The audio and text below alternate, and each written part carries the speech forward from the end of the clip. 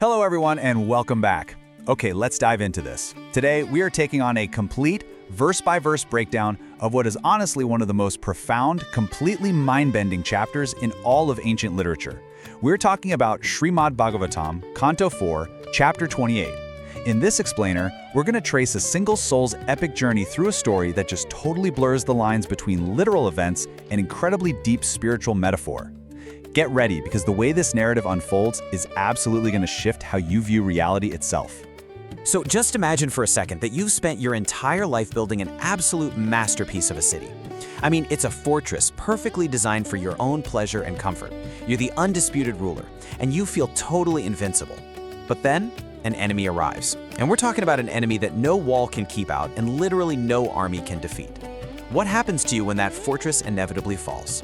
That right there is the core question that kicks off this thrilling and ultimately deeply mysterious allegory.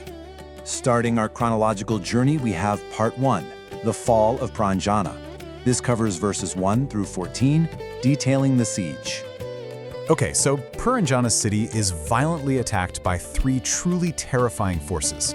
First up, we have Kalakanya, the daughter of time, who represents old age.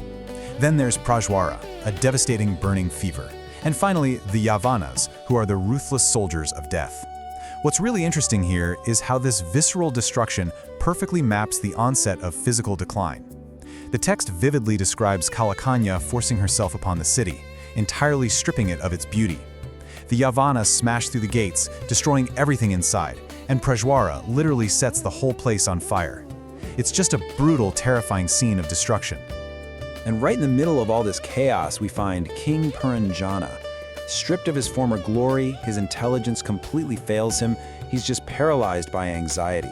I mean, as his beloved city is burning to the ground all around him, he desperately wants to escape, but he finds himself totally trapped.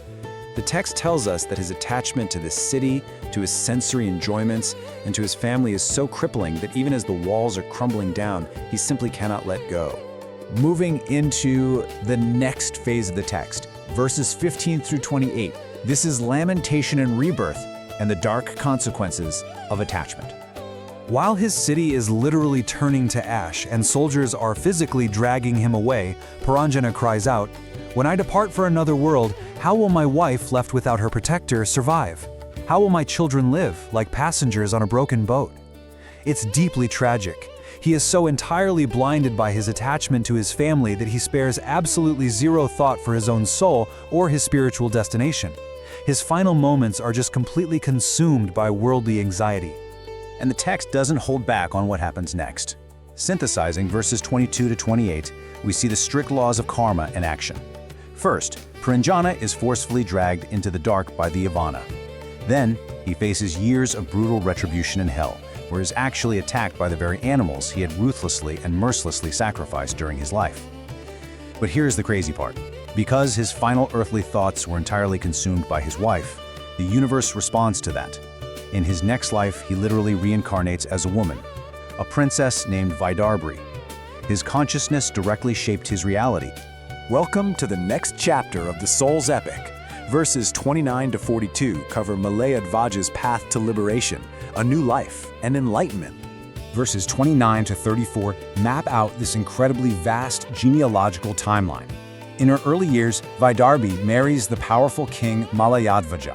Over the decades, they build a massive dynasty together. They have one daughter and 7 sons who actually go on to become the legendary Dravida kings. These sons produce millions of descendants, practically populating the earth. But then, in his final years, King Malayadhvaja does something radical. He divides the earth among his sons, completely leaves his royal life behind, and retires to the forest for spiritual pursuit. And Vaidarbhi? She leaves all her royal comforts behind and follows her husband right into the wilderness. Now, verses 35 to 42 detail Malayadhvaja's intense spiritual practices in the forest. And let me tell you, this was not a relaxing retirement.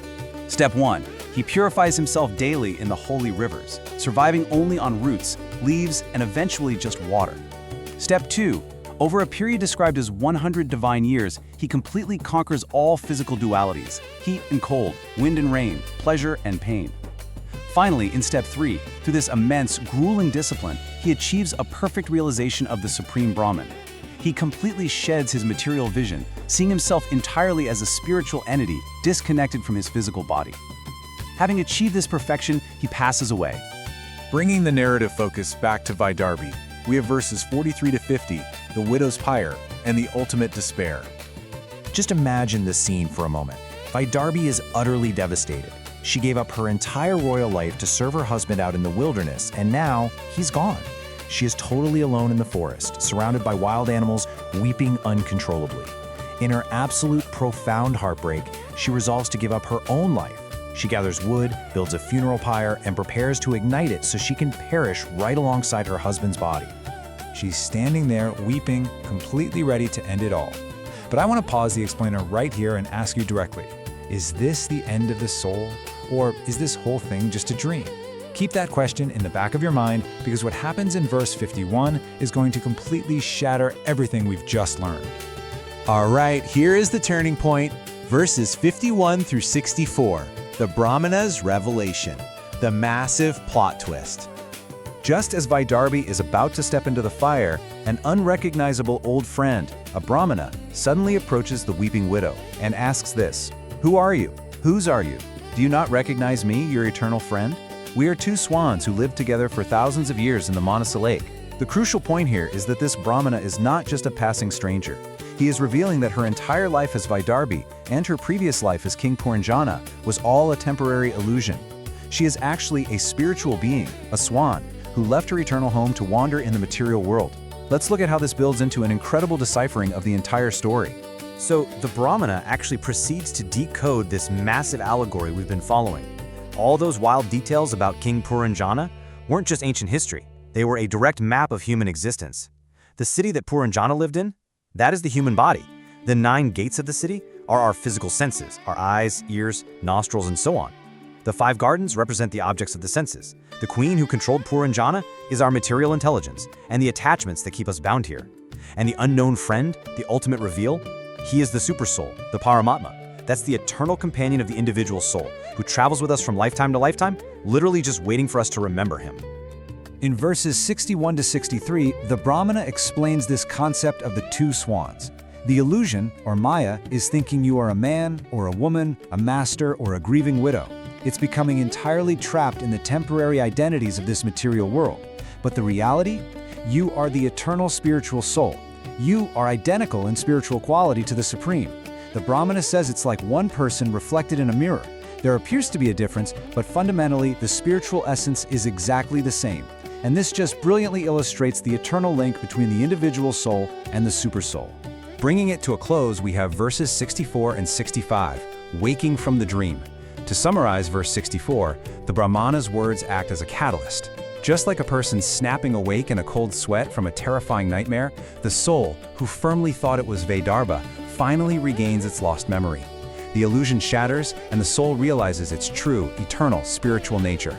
In the very final verse of the chapter, verse 65, the great sage Narada, who has been narrating this entire story to another king this whole time, explains exactly why he used this specific method. It's called paroksha, or indirect teaching. You see, direct philosophical truths can sometimes be a bit dry or hard to grasp, right?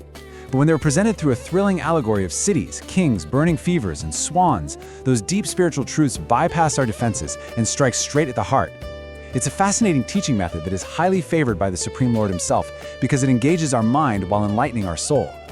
And so, I want to leave you with this final, mind-blowing thought for today's explainer.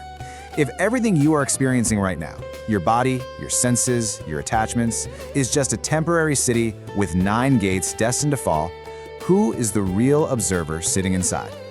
Thank you so much for joining me in decoding this absolutely incredible chapter. Keep asking these big questions, and I will see you in the next explainer.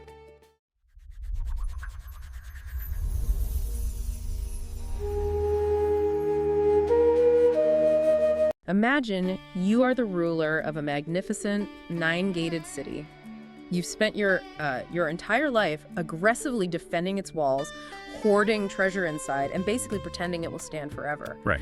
But right now, the city is on fire, the gates are breached by an invading army led by a ruthless commander named Fear. And the craziest part, you just absolutely refuse to leave. Yeah, It's a completely irrational choice when you look at it objectively. Totally. But from the inside, it feels like the only option, because you've convinced yourself over decades that you actually are the city. And that is the exact illusion we are tearing down today. Welcome to this deep dive. Thanks for having me. For you listening, our mission is to decode a really mind-bending narrative from the ancient Śrīmad Bhagavatam, specifically Canto 4, Chapter 28. It's a dense one. It really is. We are looking at the climax of the story of King Puranjana, which is being narrated by the sage Narada to King Prachinabarhi. On the surface, I mean, it sounds like high fantasy, but it's actually this brutal, brilliant mirror of human existence, aging, and spiritual awakening. Okay, let's unpack this. So let's dive right into that invasion you mentioned. Yeah. The city of King Puranjana, which is guarded by a massive ancient serpent, is just being systematically dismantled. Right. And the invading soldiers are commanded by a figure named Bhaya, which translates directly to fear or death. And he doesn't work alone. He's flanked by Prajvara, meaning fever, and Kalakanya, representing old age. And they have an entire army with them, right? The text mentions these forces called Gandharvas and Yavanas completely plundering the wealth of the city. Exactly. If we are treating this as an allegory for the human body, which, you know, the 9 gates representing the eyes, ears, nostrils, and so on heavily implies, then what exactly are these plundering forces? They sound like mythological mercenaries. Well, they act like mercenaries, but they represent the mechanics of time itself. The Gandharvas and Yavanas symbolize the passing days and nights. Oh, wow. Yeah, they're constantly, quietly plundering our allotted lifespan, taking our youth and vitality little by little, day by day, until the major commander's fever and old age can finally breach the gates. That is a terrifyingly accurate way to describe aging. It's not just one sudden attack. It's this daily, invisible theft of time, culminating in systemic biological failure. Yeah. And that old serpent guarding the city, that must be like the vital life force, the respiratory system, the breath, just frantically trying to keep the bodily machinery running while everything else breaks down. That's spot on. And what's fascinating here is how the text portrays Puranjana's internal reaction. He isn't just experiencing physical suffering, he is undergoing an agonizing identity crisis. Because he's losing everything. Right. He's losing his beauty, his cognitive sharpness, his wealth, and those he spent his entire life providing for, his family, his sons, his wife. They're becoming indifferent to his decline. It's the sheer cold isolation of physical decay. And Prajvara, fever, literally sets this metaphorical city on fire. He does. But here is where Puranjana makes that irrational choice we mentioned at the start. The smoke alarms are blaring, the walls are caving in, but he refuses to evacuate. Yeah. It's like a stubborn tenant refusing to escape a burning apartment building because they don't want to leave their television behind. Why doesn't he just detach and save himself? Because his consciousness is glued to the physical form through material attachment. He desperately wants the pain to stop. But he cannot separate his core sense of self from the sensory inputs of that failing body. He's totally identified with it. Exactly. He is paralyzed by a false, deeply ingrained sense of I and mine. Which makes his inevitable arrest by death Bhaya so much more brutal, because he's not just losing his biological life, he's violently severed from his entire constructed identity. As the city burns, he's weeping, totally spiraling about his family. He's crying out, you know, how will my wife survive? She won't eat if I don't eat. My children will be like a broken boat in a violent ocean. And, you know, to modern ears, that sounds like the noble concern of a devoted patriarch. Yeah, it sounds like he loves them. But within this philosophical framework, it's actually the ultimate manifestation of ignorance. He's projecting his ego onto beings who have their own distinct spiritual journeys and their own karma. Wow. He genuinely believes he is their absolute sustainer, completely ignoring the reality that he can't even sustain his own collapsing body. Think about your own anxieties for a second if you're listening to this. How much of your daily mental energy is spent worrying about how your company, your partner, or your kids would function without you? That's a lot. This text is arguing that this supposedly noble worry is actually an ego trap. It keeps you chained to the burning building. A trap that springs shut the absolute moment. Death makes the arrest. The text describes a really harrowing scene. The life force, that old serpent, finally exits the body. Right. The physical elements of the city collapse and return to the earth, dust to dust. The Puranjana's consciousness is dragged away in complete darkness, treated like an animal by the forces of death. And this journey through the dark isn't just an empty void either. He loses his memory of his royal life, and then he's suddenly attacked by animals tearing at him with axes. Yes. It's a surreal, horrifying sequence, because these are the specific animals he mercilessly slaughtered in past sacrifices for his own material enjoyment. And what's fascinating here is how we need to look beyond the basic pop culture understanding of karma.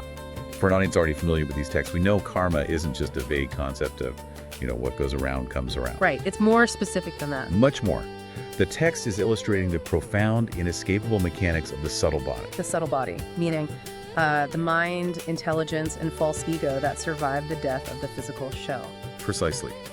The subtle body carries samskaras, these deep karmic impressions and desires, into that infinite darkness.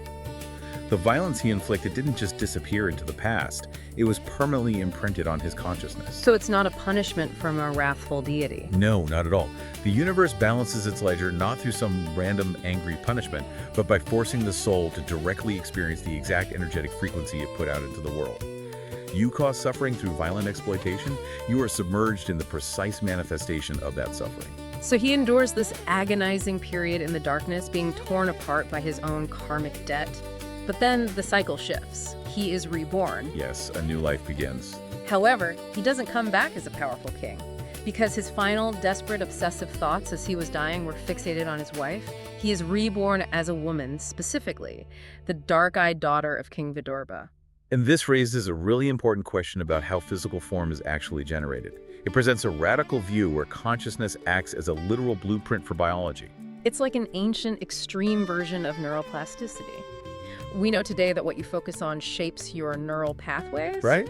But this text takes it to the absolute ontological limit, Your last dominating thoughts dictate your future biological reality. The soul itself doesn't have a gender. Right, it doesn't. It is pure, eternal spirit. But because Puranjana's subtle body was saturated with the identity, anxiety, and image of a woman at that critical moment of transition, his consciousness molded the next physical vessel to perfectly match that internal state. Wow. The attachment literally dictated the destination. So this reincarnated Puranjana embarks on a completely new life. She marries King Malayadhvaja of Pandya, a legendary conqueror. Together they build this massive, sprawling dynasty. An empire. Yeah. They have one daughter who eventually marries the sage Agastya and has a son named Idmabaha.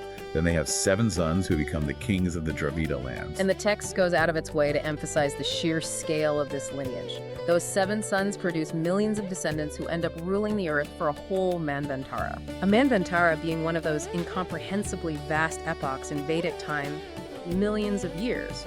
Why include all these specific names in this massive timescale? It feels like the narrative is trying to intentionally overwhelm us with the sheer volume of material existence. Well, it is supposed to feel overwhelming. It illustrates the relentless, sprawling nature of material entanglement. Like a weed just taking over a garden. Exactly. One life ends in ruin and attachment, and immediately sprouts into millions of new branches, new attachments, new temporary empires. Puranjana, the king, is entirely forgotten, replaced by this matriarchal identity. It highlights the exhausting, endless cycle of trying to find permanent happiness in a temporary biological setup. Which makes King Malayadhvaja's next move completely shocking. It really is. At the absolute peak of this incredible success, ruling a global empire surrounded by millions of descendants, he just walks away. He divides his vast kingdom among his sons and heads to the Kulkala Mountains to worship the Supreme Lord Vasudeva. And his wife follows him. Yeah, the reincarnated Puranjana leaves everything behind to follow him, like moonlight following the moon. This marks the major narrative pivot. We are transitioning from the unconscious, forced eviction by death in the previous life, to a deliberate, conscious renunciation. I have to push back on this, though. Okay, go ahead. Let's view this through our modern lens. If a leader today builds a thriving civilization with millions of citizens depending on them, and they just wander off into the woods to meditate, we wouldn't call that conscious renunciation. We'd call it abandoning your responsibilities. It sounds like a total cop-out. I get that. That reaction makes perfect sense in a culture that defines human value almost entirely through continuous economic output and societal productivity. Right. But we have to look at the Vedic system of Vanaprastha. The underlying philosophy here is that life has distinct necessary phases, and endless productivity is not the final goal of human existence. So it's not abandonment, it's what, like a planned obsolescence of your social role? That's a great way to put it. Think of it as a necessary spiritual graduation. You fulfill your societal obligations, you govern, you raise a family, you create stability for the next generation. Check, check, check. Exactly. But the ultimate purpose of the soul is spiritual liberation. If you don't intentionally step away from your administrative and familial identities while you still have the cognitive faculties to do so, you will end up exactly like Puranjana in his first life. Trapped in a burning city. Yes, weeping over your possessions while the roof literally caves in. Ah, that is a brilliant contrast. Malayadhvaja is willingly walking out the front door before the fire even starts. He's taking absolute control of his spiritual exit. Exactly. And the text emphasizes how extreme this control must be to break those deep multi-lifetime karmic chains.